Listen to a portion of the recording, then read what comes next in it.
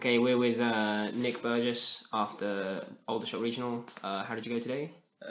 I came 7th after Swiss, after 7 rounds. I went 5-2, which is okay, but two losses were to Nekroz. One was essentially just completely unwinnable, and one was a misplay. The rest of the rounds I won, so yeah.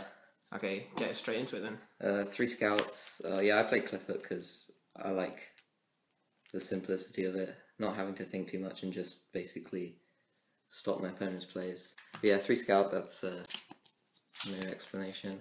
1 monolith, this is pretty standard now. Drawing cards. This is more important than normally. Like in the Nekroz matchup, you want to dig for outs to Valk using this. 3 carriers. I still like carrier at 3. I've seen a couple of builds that have put this to 2 because they prefer Helix for the mirror. Because this is not very good against Nekroz either, but I still think the 1 scale and the fact that it bounces against rogue decks. 2 Helix. Helix, I don't like 3 because you open too many monsters in your hand. So yeah, I play 2. 2 Stealth. This card is more important than normal now. This card's more important than ever, really, because against the... you can't really OTK all the time against Nekroz because they have Valkyries, so you have to play around it. Bouncing your own Emptiness, make a field, either bait the Valk or attack for big damage that isn't game, and then set Emptiness again.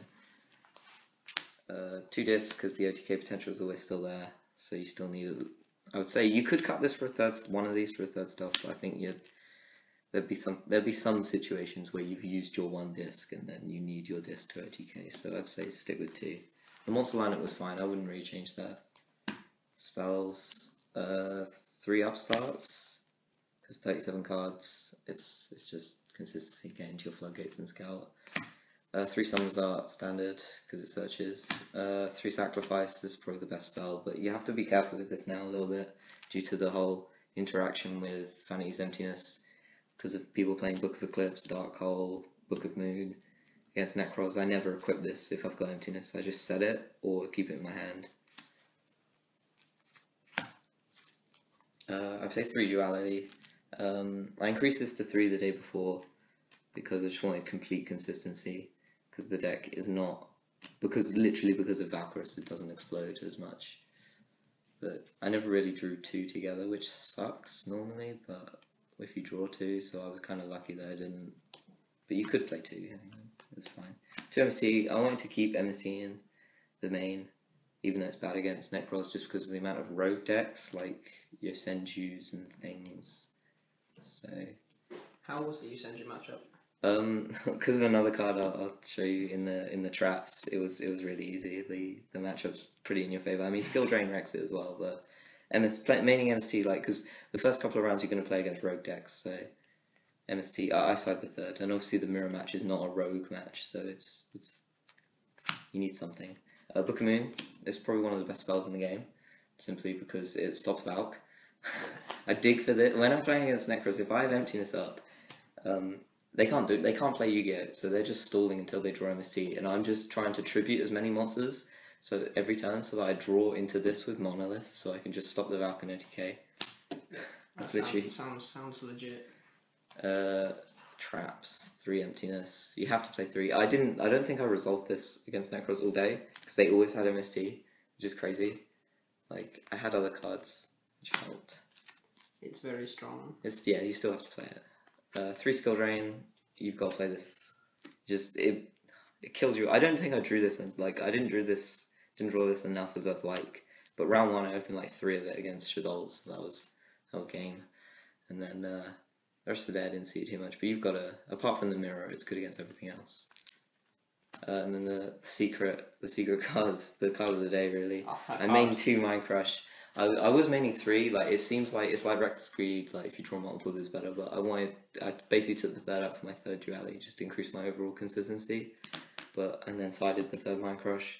But this card won me probably about 6 games, because against one Nekroz player I Mind Crush Unicorn when they played Kaleidoscope, yeah, and it didn't win straight away, he had a way to keep playing, but it put him a little bit behind, and then that just won me the game.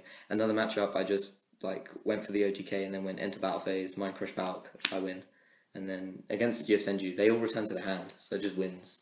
I'd like to point out as well, we had the stupid ruling about Kaleidoscope versus Vanities, of you still have to send the Herald, and they ruled it the same for Mind Crush, because this happened to me in my matchup. You Mind Crushed my Unicorn, and I was told I still have to pitch the Herald. Yeah, that does. That ruling is wrong. I don't care what people say, it's wrong. It is wrong. But I would play the third Mind Crush now. I would take out... Probably I'll take out these. I played 2 Fiendish Chain. It was because the meta is the meta's defined, but we don't know like the exact numbers. So this card is an overall good card against all of the decks, but it's not like a blowout. Like against Burning Abyss, I didn't play any, but against Burning Abyss, like you Fiendish Chain Tour Guide, it's better than skill draining it. And against Nekroz, yeah, you can stop Manju, but I'd rather have more floodgates or more blowout cards. Mind Crush was just an absolute blowout. I would probably cut the 2 of these for the third Mind Crush and maybe Compulse because it's another out of Valk. And the last trap, this was the next card of the day, it was Mirror Force. This card put in so much work. Amount of times, there's situations where if this wasn't there, I would just lose. And then because it's there, I win, because next time I just kill them. Like, someone Snatch Stealed me, and then like with a Winder on board and then attack, and I was like, okay, Mirror Force, Chain Skill Drain, I win. Mirror Force very strong. It was so good. That's the main deck, 40 cards. Okay, do you want to do a side deck next? Because the extra is pretty irrelevant. The extra is irrelevant, really. 3 Maxx C in the side. This was for Burning Abyss. Like, I put it in going first and going second because they're gonna special at some point. So, but I didn't play any, so I actually didn't put this in at all. I don't put it in against Nekroz because you're only really gonna get one draw for it, and it doesn't stop them. Move a little bit to the It doesn't stop them against Nekroz. So I don't put it in against them. 2 spell Shattering for the Mirror. You could play 3. I contemplated playing 3, and then I thought 2's okay, 2's enough. Like, I'm playing the third MST alongside it because I'm not maining it. So it's literally just for the Mirror. The third MST comes in against Rogue and not Nekroz, Yosenju and things. So Snatch. This is literally for... I only put this in going second, I think. I put it in against the Mirror, and I didn't draw it, but it's there. The theory's there. Still too strong of a card. I don't think it should come back just because of Snatch on the Saqlifice guy is too annoying. But yeah, Raigeki. This was because I'm not maining it. It's a simple reason. You want it in your 55 cards somewhere. You want to have that opportunity to just draw a Raigeki, but I didn't use it. I don't think I slid it in all day. 2 Shadow Mirrors for Burning Abyss again, and Shadows. Did you play many Shadows? I played just the one, round 1, and I drew that, and it helped, so I guess. Debunk, the theory behind this was, for Nekroz, it's good against all the effects, like people playing Iron Wall or Mind Drain, which is obviously continuous. This is only a 1-shot, but the thing with this is it stops hands, so... Yeah, I saw a lot of hands. Which is just the best card against Qliphort. You lose to hands. I lost one of my games literally just to hands. But that was the theory behind that. I didn't actually resolve it once, so I didn't draw it very often, which is, even though I played 4 Nekroz. Third, Mind Crush, is because 2 is good, 3 is better going first. I put this in going first against any deck that Mind Crush is already good against. So strong in this format. Pick them up before they go up in price. I don't see them going up in price really. I see the Ultras. The Ultras are going Ultras up. Maybe, yeah. I got plenty of commons, but it's a good card. It's such a good card. So broken. Getting to see their hand as well, and then you can play around it. That's the best bit. The playing around their entire hand. Like, I saw a Yosenju player's hand, and I was like, oh cool, I know what traps you've got. I'm not going to walk into those. Compulse. After my first Nekroz match, I started putting this in against them, just so I could dig for more outs of Valk. Getting around the Valk is too strong. It's the most important thing, really. If you can floodgate them, then you don't necessarily win the game, because you can't kill them that turn. Like, I'd rather... Yeah. And then against Burning Abyss, I was going to put this in, but I didn't play any.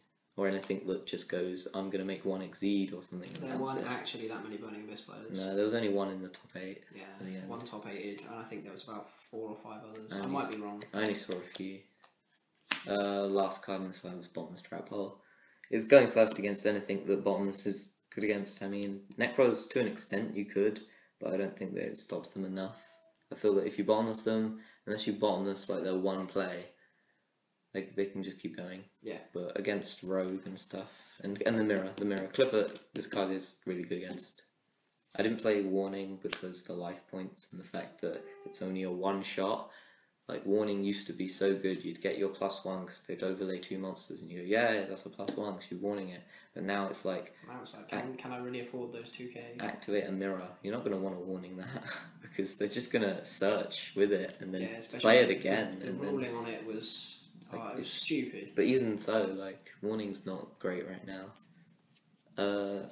Extra, I didn't use this all day. Stealth. You can play anything in this. So just basically you just play generic. You can play, you play. Well, if you want, you can play LOL's cards, but like you just play. You might as well play the rank 4s just in case. Yeah, just in case. There are some scenarios, but now that we're not playing Trampolinks, there's like it doesn't come as often. So Dweller, Exton, Castell, 101, Kane Gorgon, Ragnar. The Mirror, I'm guessing. Mirror and relevant matchups. Rhapsody this is actually like. That's one of the best rank 4s. Yeah, because it has relevance against Nekroz. Direwolf, like you could replace it. This is not. That's decent against Nekroz because you can clear your board, stops them from trishing. I guess. I suppose. Yeah. I mean, it's not likely to come up. Cowboy for game if it comes up. Same with Heartland Warrior. This is relevant because like continuous spells. Yeah. I mean. Continuous spells. The pendulums don't count, or do they? Oh, it says face-up spell cards, so yeah, it does count. I thought it did. So very strong. Crazy box, because I'm playing Skill Drain, you never know. You could end up with, like, only 2,400 guys, and then not be able to get over something. Just in case it could. Basically. Downward, because I'm playing Snatch in the side, if I did put it in against Burning Abyss. But then Volk, because there is ways to make this. Yeah, 2 Scouts or Monolith. Shark Fortress, same way, and then you can't Shark Fortress your big guys because they're unaffected. Otherwise, Disk with this would be an OTK. So you can only target yourself really. Itself, yeah, but there's variable OTKs potential, and it's a funny card. Yeah, it's a good card. I like it. Guy Charger to put at the top of them as well. And then the only other thing like that's actually relevant that I probably should have played, like just because it's a relevant thing, is Diamond. Because you can snatch a Trevor, but I didn't have Diamond. But it didn't matter, like it's not likely to come up anyway. And I'm not sure if I would even side snatch against that deck, so yeah, it's a very matchup.